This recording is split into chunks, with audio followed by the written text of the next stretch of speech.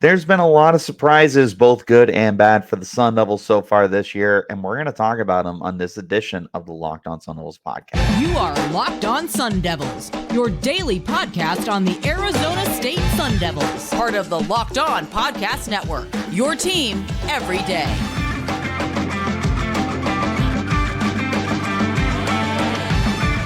Welcome back to the Locked On Sun Devils podcast, part of the Locked On Podcast Network, your team every day. My name is Richie Bradshaw, and I will be your guide for everything Arizona State Sun Devils. Thanks as always for tuning in. A shout out to my everydayers who are here every day, and of course for making us your first listen every day. Wherever you get your podcast, hit like, subscribe, turn on notifications so you get an update whenever we post new content, and stay in touch with that content by following me on Twitter. You can find me at RichieBrats36 and the podcast as well at LO_Sun Devils. This episode is brought to you by FanDuel Sportsbook, official sportsbook of Locked On. Make every moment more. Right now, new customers can bet $5 and get $200 back in bonus bets guaranteed. Visit FanDuel.com/LockedOn to get started. Not every surprise is a good one. Most of them we tend to like. We love those surprise birthday parties. We love the surprise Disneyland trips and stuff like that. But sometimes we're surprised when, we have to go to the dentist and get our teeth drilled or something like that, Not every surprise is a good one, but most of them are good. And on this edition of the pod, what we're going to be talking about is some of the good and some of the bad surprises for the Sun Devils going into this year.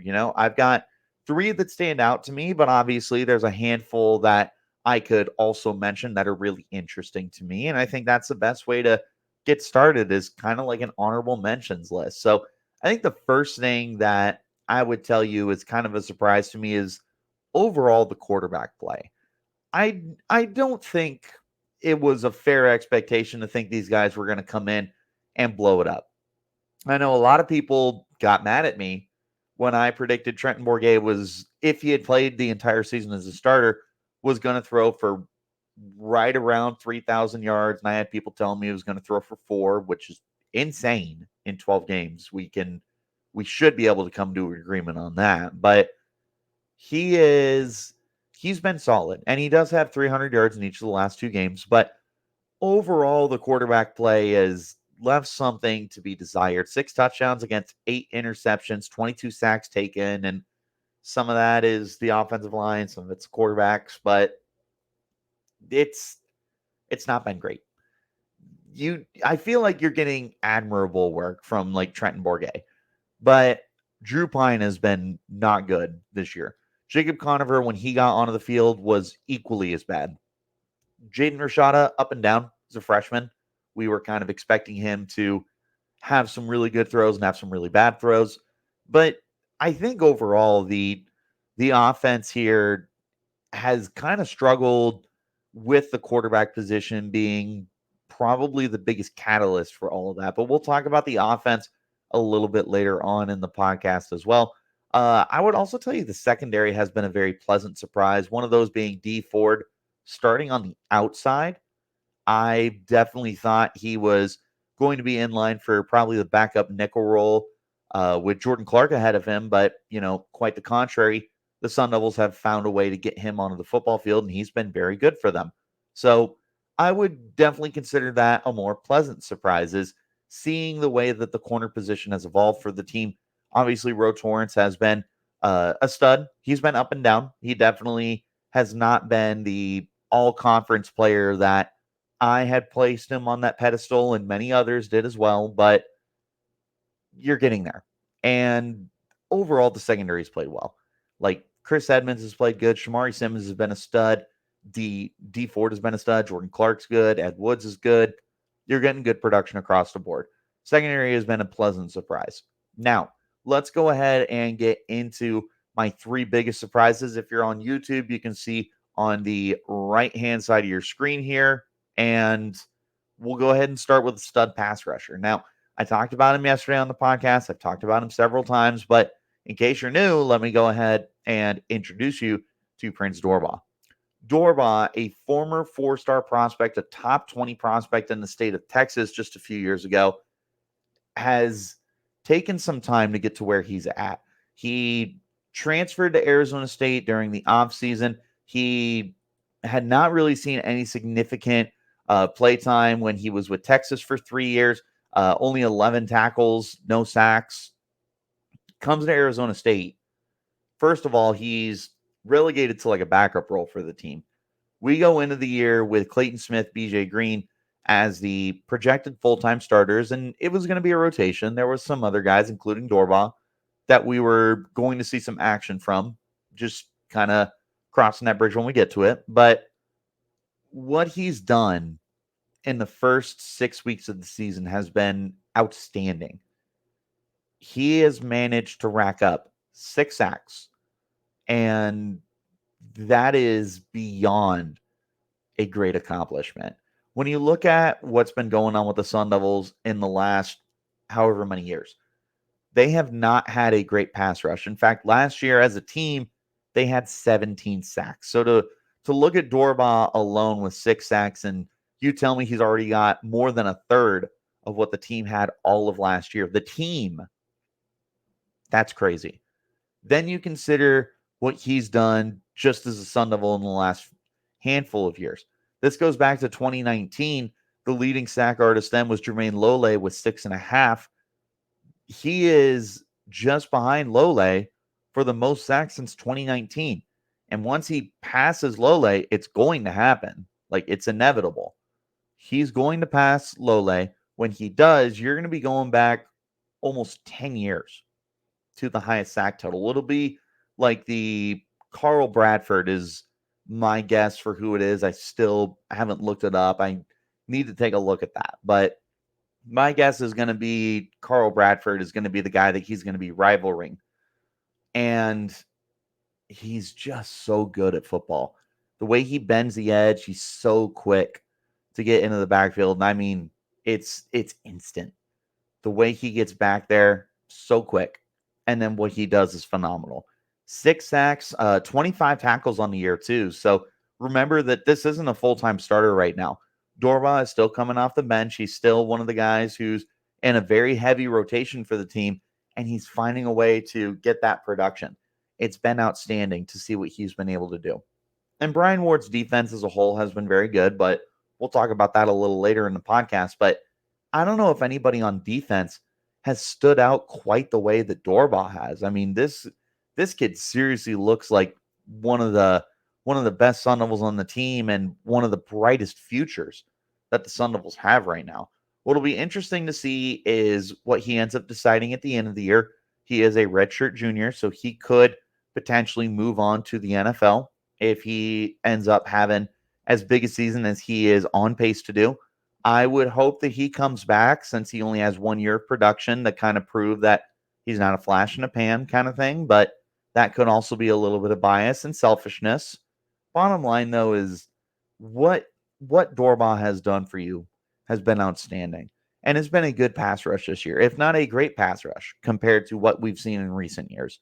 But Dorbah is one of the biggest reasons why the Sun Devils have had so much success this year in getting after the quarterback, in disrupting plays, and part of the reason why the defense has been playing as well as it has this year. Dorbah is one of the main cogs, the main pieces to what has been a very successful start to the year for the Sun Devils defense. He's definitely one of my biggest surprises on the year in the best way. Snap back into the NFL action with FanDuel, America's #1 sportsbook. Right now, new customers will get $200 in bonus bets guaranteed when you place a $5 bet. That's $200 in bonus bets, win or lose. If you've been thinking about joining FanDuel, there's no better time to get in on the action. The app is easy to use. There's a wide variety of betting options, including spreads, player props, over-unders, and more. So visit FanDuel.com/lockedon and kick off the NFL season. FanDuel, official partner of the NFL. If you guys still haven't checked it out yet, every single Friday, Locked On goes live with the Locked On College Football Kickoff Live on every college YouTube channel at 11 a.m. Eastern. College Football Kickoff Live will cover playoff implications, the conference rivalry games, and go in-depth like only Locked On can, including insight and analysis from our stable of Locked On College hosts that are covering their team every day. Find Locked On College Football Kickoff live every Friday, 11 a.m. Eastern on any Locked On College YouTube channel. You won't want to miss it. Back into our conversation, flipping the script to the other side of things, more of the unpleasant surprises for the team when we talk about the overall, like, didn't see this coming kind of thing, right? It's Jalin Conyers. I did not see this season coming for him. And I don't think anybody did. I don't know that anyone across the country who knew who Jalin Conyers was could have predicted what we're seeing right now. Through the season, he has 17 catches for 179 yards. That's it. He also has missed a game with injury. He missed the second half of the Southern Utah game at the beginning of the year. And then last week, he received a single target and was essentially phased out of the game plan. That's a lot of time that he's been off the field for one reason or another. Not only that, but you hear these rumblings that him and Kenny Dillingham have a little bit of unrest. And it seems like there's a lot going on behind the scenes, right? One of the biggest indicators of this was following the loss to Colorado. We were talking to Kenny Dillingham, and one of the things that got brought up was like, hey, Jalin Conyers is not really a factor in the game plan tonight. What was going on there? And Kenny told us, he said, Jalin wasn't feeling the best. He was dealing with being sick this week, so we just limited his workload. Okay, that's fair. That's not a surprise. It's right about flu season. Guys are going to get sick. Guys are going to get exhausted, whatever. Makes sense to me. Like, you don't want to rush a guy out there who's just not feeling well. It's not going to be a benefit to them, and it's not going to be a benefit to your football team when you have guys out there who are not able to give 100%. And it's not on Jalin if he's sick, right? So, totally understood. And that's where things took a left turn. Because not long after that press conference, Jalin Conyers put on Twitter, I was ready, LOL. What does this mean? The way it comes across and the way it's construed to us is Kenny was lying. Why would Kenny lie? Well, I think he lied to defend and protect his player. That's the way I look at it. Is there's no need to air out your dirty laundry. And you don't need to show that things are not as they seem behind the scenes and that there's a lot of unrest with these guys. That's not what you want to portray.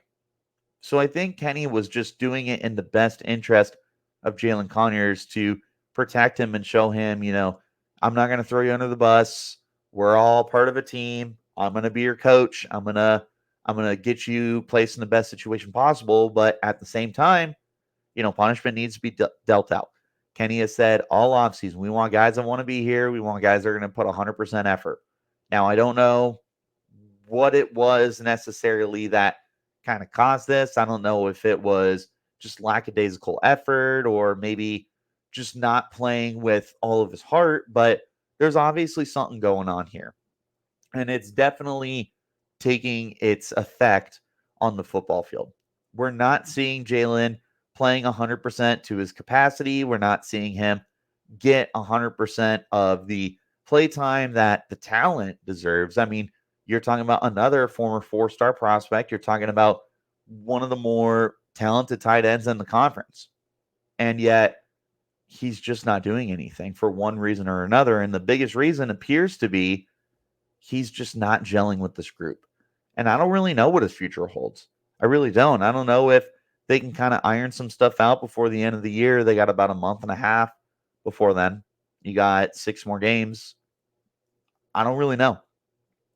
I don't think any of us know.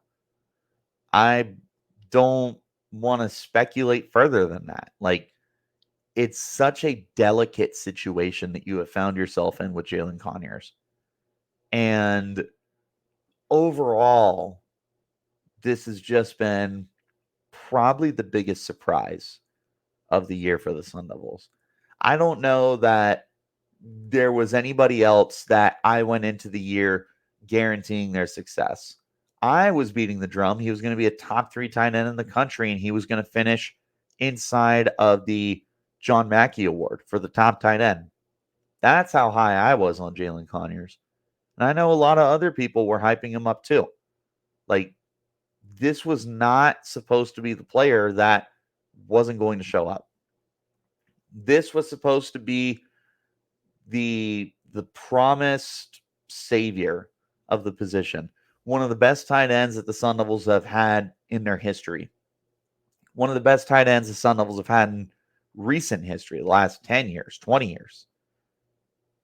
It should have been that way. And it still could be. We still have half a season to go for him to get this figured out. We can't say that it's over for him yet. It wasn't over when the Germans bombed Pearl Harbor. It's not over now. But so far, he's been one of the bigger surprises of this team. These days, every potential new hire can feel like a high-stakes wager for your small business. You want to be 100% certain you have access to the best candidates available. That's why you got to check out LinkedIn Jobs. LinkedIn Jobs helps find the right people for your team faster and for free. You can do this in minutes and get it set up. And once you do, add your job and the purple hashtag hiring frame to your LinkedIn profile to spread the word that you're hiring. Simple tools like screening questions make it easy to focus on the candidates with just the right skills and experience so you can quickly prioritize who you want to interview and hire. And you know, as a small business owner, that the right team member can have that positive and measurable impact for your business. That's why small businesses rate LinkedIn Jobs #1 in delivering quality hires versus leading competitors. LinkedIn Jobs helps find the qualified candidates you want to talk to faster. Post your job for free at linkedin.com/lockedoncollege. That's linkedin.com/lockedoncollege. Post your job for free. Terms and conditions apply. One more time, wherever you're getting your podcast, hit like, subscribe, and turn on those notifications so you get an update whenever we post new content. We're Monday through Friday, free and available on all platforms. Final surprise here, and this is kind of units as a whole, good and bad, has been the play of the offense versus the play of the defense. We have seen this offense really just not play very good football. I think we can just call it as it is. And to start the year for the first 3 games, it was so stagnant and it was so predictable, and they were just not good. Just call it as it is. They were not a good offense. Since Kenny Dillingham took over the last 3 games, they've started to come alive a little bit. You're seeing more creativity. You're seeing guys that are able to do more with what they have. It's been at least watchable. But to start the year, you're talking about an offense that really just was not doing much. I mean, there was a lot of sacks that were getting taken. There was a lot of bad blocking, both in the run game and the pass game. Guys were getting stuffed. Guys were not able to find ways to get open. Like, the passing game has taken some time to start gelling, and it has started to figure itself out. You've got Elijah Badger, that's a superstar in the making. I talked about him yesterday. If you guys missed that, check it out. He is a stud. After him, there's still a lot of figuring out to do. Cameron Scadaboo has been very good in the passing game. His yards per catch at 15.3 is definitely lifted by a 66-yard reception. Nonetheless, he's still going to be very, very close to like 11 yards per catch, I would think. But he's been good. Badger has been good. Guillory has been solid. We're waiting for him to take off, but he's there. Melquan Staval, great player when you're able to get him involved. But the overall product of the offense is not what I anticipated it to be. And you know what? Maybe that's on me. It's a new team. It's a new offense. It's a new head coach. It's a new staff. It was probably unrealistic to see the offense be one of the better units in the Pac-12. And I don't know if I necessarily believe that, but I would lean towards I probably thought that. So there needed to be some grace period. And at this point, I think there is no reason to not give them that grace and allow them to move forward, right? It takes time to be able to get to that point.